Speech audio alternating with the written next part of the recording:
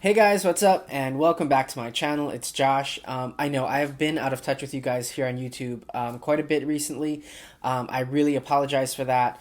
We are well on our way into fall, and for us at work, that means we are steamrolling into the fourth quarter. So it's always one of the busiest times of the year for me. But I am back, and I have a brand new watch that I want to share with you all. Now, before we get into it, I need you guys to open your minds. I need you to keep them that way for the entirety of the video. Some of you are absolutely going to hate the watch that I'm going to show you, and that is totally fine as long as you still love me. So I'm going to roll the intro and the beauty shots. If it just puts a dagger right through your soul, feel free to exit out of the video. I'd appreciate it if you didn't thumbs down it. For all of you who do decide to stick around, I will see you on the other side of the camera right after this.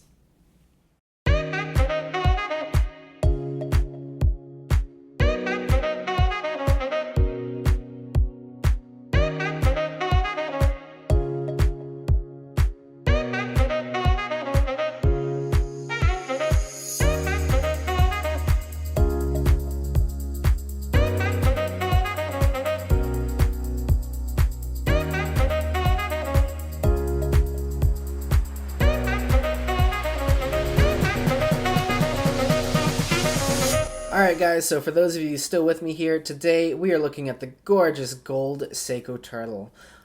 Look at that color. It is so stunning. I have mine here on a gold, like a matching gold Strapcode bracelet. I'm gonna do a totally separate video on this guy because I actually bought two. I bought one for this watch, and then I also bought one for John's silver patty turtle. So I'm going to do a whole separate video on the bracelet so that you guys don't have to sit through like me talking about the watch and then also talking about a bracelet. So I will try to upload both around the same time so that if you are not interested in this and you just want to know more about the bracelets, you can go and watch that video. Okay, now a quick backstory on why I wanted this watch.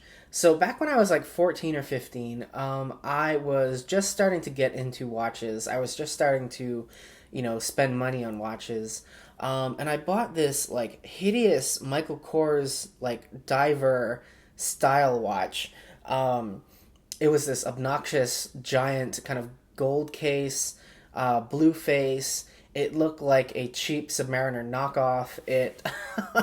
Like I wouldn't be caught dead wearing that today, but the essence of that watch, the spirit of that watch has always stuck with me. And I have always desired to own something that, again, with the same kind of spirit of over-the-top, ostentatious exuberance, maybe. When I was 21, I bought myself for my birthday a pair of Christian Louboutin sneakers. There is something just magical about something so over the top, so gaudy, so ostentatious, so extra, that has always kind of tickled me, kind of like a guilty pleasure, if you will. And a few weeks ago, I was browsing on like YouTube or Instagram or something, and I saw somebody with the gold turtle, and I was like, I've got to have that. I have got to have something like that for fall in my collection, just kind of overall. Like, it's one of those kind of like bucket list kind of things. So then I started looking around, and I'm like, well, if I'm gonna go gold, I'm gonna go, it's already gonna be blingy and kind of over the top. So why not just go all out, go big or go home, literally. And so I decided I just had to have a gold Seiko Turtle. And I know that this is killing some of you, but I am freaking delighted with this. I mean, is this not the most gaudy thing you've ever seen? And here's the thing, even if I had the money to buy like some giant, gold Yachtmaster or something a la Guy Fieri, I would never do it. Like I could never part with $50,000, or whatever those go for, to have a giant solid gold Rolex. Like that to me, it says a lot about the owner, and none of it is flattering. There is this great kind of Chanel-ism, if you will, that perfectly sums it up. So Chanel is known for their costume jewelry, and that comes from Coco Chanel's love of costume jewels. She reproaches the women of the world for wearing their fortunes around their necks, saying, what counts is not the carats but the illusion. And I could not agree with that more. Like, again, guys who wear kind of like the diamond-studded watches and the watches that cost as much as a home to kind of flaunt their wealth, to wear their wealth on their wrist. There are so many better things that you can be doing for yourself or for others with the money that you're spending on those kind of watches. And I personally don't ever want my watch to send that kind of message. So anyway, I love that this guy is so clearly not anything expensive. It's almost, the fact that it's a Seiko, right? It's Japanese. It's just plated in gold. It's almost a mockery of something like that Yachtmaster. Much like me, if you guys watch my channel at all, I don't take myself very seriously, and I don't think that this watch takes itself very seriously either. It's kind of like it's fancy in the way that, Olive Garden is Italian, if you will. It's just kind of like Airsat's luxury. And there's something very light and almost kind of humorous about this watch. Like, it almost makes fun of itself. Now, beyond the color, this guy is just a turtle, which I know everybody knows about at this point, so I'm going to spare you my rambling on that. The one thing I want to say about the way that the Gold Turtle comes, however, is that it comes on this, the Seiko kind of their in-house, their average kind of dive strap. And I'm not trying to offend anybody. I'm not trying to say anything bad about Seiko, but this watch strap sucks. It is so, ugh. I don't know. There's nothing I like about this strap. It is just a generic dive strap. The outside feels like one of those silicone phone cases. The inside is textured. Because we don't have, matching end links or, custom end links, it just has kind of like this flex point. I hate these things. I'm just going to leave it there because I'm sure you can already tell how I feel about this. All of that is to say, though, that's why I kind of went with a bracelet on my turtle. Again, I am going to do a whole separate video talking about the Strapcode bracelet that I have here, because I bought this one for the Gold Turtle, and then I also bought one for John's Silver Paddy Turtle. And both of the end result on both is really, really nice. I would highly, highly recommend, putting one of the Strapcode bracelets on your turtle if you have one. I have to say, I'm really impressed with it. Buying a replacement bracelet is even harder than buying a replacement leather strap. Because if you end up with a bracelet that is, poorly made, it doesn't feel good, it ruins the whole experience of the watch. And I have to say that I'm really, really impressed with this one. This one is made specifically for the turtle, so we have matching end links here that fit really nicely into the case. The gold color, like the gold tone of the bracelet, perfectly matches the case. Again, sometimes that is where, when you put kind of like gold and gold together and they're not made together, you can kind of get this weird kind of like one is more reddish than the other, one is more yellow than the other. This guy is done really, really nicely where this whole thing looks like it definitely could have come from Seiko this way. Seiko does not say how they make the gold color or how they make the Gold Turtle gold. I'm going to assume that it is some kind of like IP or PVD casing.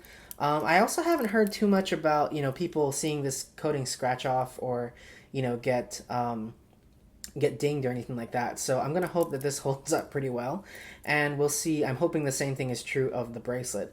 Overall, though, you can really tell when gold is done on the cheap, because if you hold it up to the light, like really bright light, like the light I use for filming, if you can really see that the gold is a thin layer on top of the metal, that will tell you that generally it may start chipping or, scraping off. But I have to say, again, if we look at the, kind of the gold tint on this one here, I think it's really done well. And even if you look at like the inside of this thing and the inner pieces where, most people wouldn't look, everything is really nicely done and really well coated in the gold color. So I'm not too worried about, the gold color on the bracelet chipping off. But again, if this guy does start to chip off and if I do see the finish starting to come off, it's really not a big deal because, again, I didn't pay that much for this watch and it is definitely a novelty. This is not any kind of fine jewelry or whatever. So if I start seeing silver chipping through, it's really not going to be a big deal. Now, I know that some of you guys are probably wondering how the hell does one even ever wear this because it is so loud, it is so obnoxious. I think that this is one of those pieces where it's definitely a balance of you wearing the watch versus the watch wearing you. Like some guys, again, not to offend anybody here, but some guys are going to look like an absolute moron trying to put this on their wrist. I can, generally speaking, pull off larger watches because I'm also kind of a larger guy.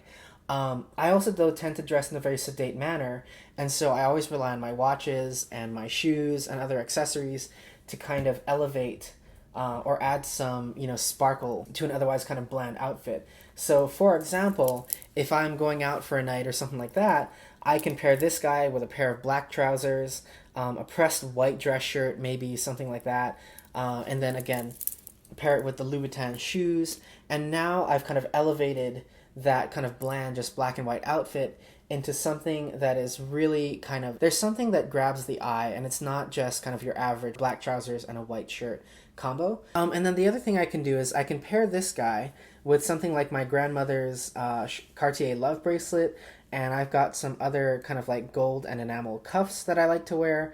And these are hard to pair with a silver tone watch, where I think these guys look fantastic together. And then when wearing this watch, I think that there's really something nice about pairing this kind of really thin, almost kind of dainty cuff with this kind of big, oversized, kind of brutish watch. That, again, just balance and proportion in your ensembles makes a huge, huge difference. If you pair this guy with really chunky gold jewelry, that can get really fugly really fast, and that is the easiest way, in my opinion, to start looking tacky. Just to borrow one more quote from Chanel, when accessorizing, always take off the last thing you put on. Okay, now let's quickly talk about pricing and about how much you should expect to spend if you want to get this exact setup. So you guys know that I love buying watches from Macy's. I'm not going to get too much into it here. This guy retails for $525, and Macy's had it on sale for $420. And then, like they so often do, there was a promo code that could be applied on top of that for another 25% off, bringing my total down to $315. And $315 is a killer deal for the Gold Turtle. From $525 retail, that's actually 40% off the retail price. And then, as is common with Macy's.com, it was shipped right from the vendor. So the vendor meaning Seiko USA. So 40% off retail and shipping from Seiko with the full warranty and everything. I don't see how you can beat that. I mean, that is basically paying gray market to get the watch right from Seiko. So anyway, if you want my full sales pitch on why you should always check out Macy's for the best deal on either Tissot or Seiko, check out the end of my Cocktail Time Mockingbird video. But suffice to say, anyone who doesn't at least give Macy's a look is really missing out on some potentially great savings. Now, I actually priced this guy out on Seiko's online store, and at full retail, with tax, it would have been $557 out the door. With tax from Macy's, it came to $340. So that is serious savings there. And then on top of that, the bracelet from Strapcode was another $141. So total price with the watch and this awesome bracelet came to $481 and some change.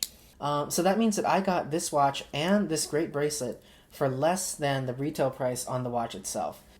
So that's about it, guys. I don't really know. There's not much else to say about this guy. If you like it, you like it. If you don't, I apologize. But thanks so much for watching another video regardless. If you have any questions, leave them down in the comments below. I always get back to you as quickly and as thoroughly as I can.